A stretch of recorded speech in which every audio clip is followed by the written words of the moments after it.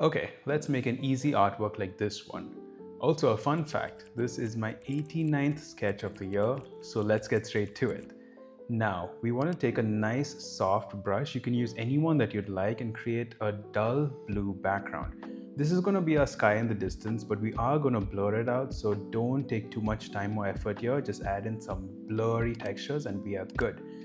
Next, we are going to go back and name our layer in case you forgot that. Then we're going to add in a new layer and call this the city base. Now here comes the fun part. We just select a slightly darker blue, fill up the entire canvas with that, and now add in a ton of blocks.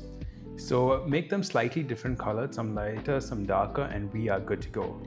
Then duplicate it a few times and copy it to multiply the texture. After that, we are going to distort it down below to add some perspective and depth, and then draw in some vertical blocks, as these are going to be the buildings of the cityscape that we are creating in the background. Now this is super fun and easy and a very quick way to make a cityscape done in no time. And once you are happy with the final result, you can take the smudge tool and then just blur it up a little to make it feel a little bit more atmospheric, and we are good to move on to the next step. Now we're going to add in a new layer. Let's call this city lights, and we're just going to fill it up with a ton of dots all over the canvas. So you can keep adding in dots using a texture brush as an eraser to erase it out to make it a bit more realistic. And once you are happy with that, we're going to add in a new layer. Let's call it the window frame. And that is all, guys. Just simply draw in a window, add in some small details like some curtains, some pots, some plants, anything that you would like to personalize the scene, go for it and make it yours. Now once you are happy with the final background, it's time to add in the character. So we are going to add in two new layers. One is called the character rough, and below that we're going to add in a new layer, and let's call it white. On this layer, we're just going to fill up the canvas with the white color, go to the opacity and reduce it to about 30%. Then let's move back to the character rough layer and then just have fun while drawing our character while still being able to see a bit of the background behind. Now for your character, you can use whatever workflow method you like, whether you want to use rough sketches, rough guides, boxes, cylinders, all of that. There's no method here. I just like drawing the character straight away with the final outline because that is comfortable for me, and making a few tweaks and adjustments along the way.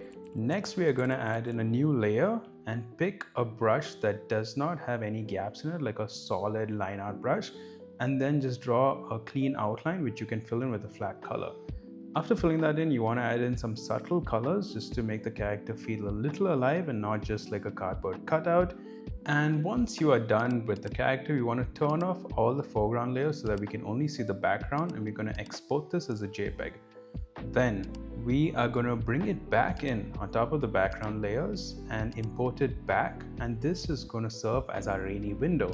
So let's just give it a new name, and now here's where the magic happens. We are going to turn on all the layers in front of it. Then we're going to go to the adjustments, go to the curves and brighten it up just a little.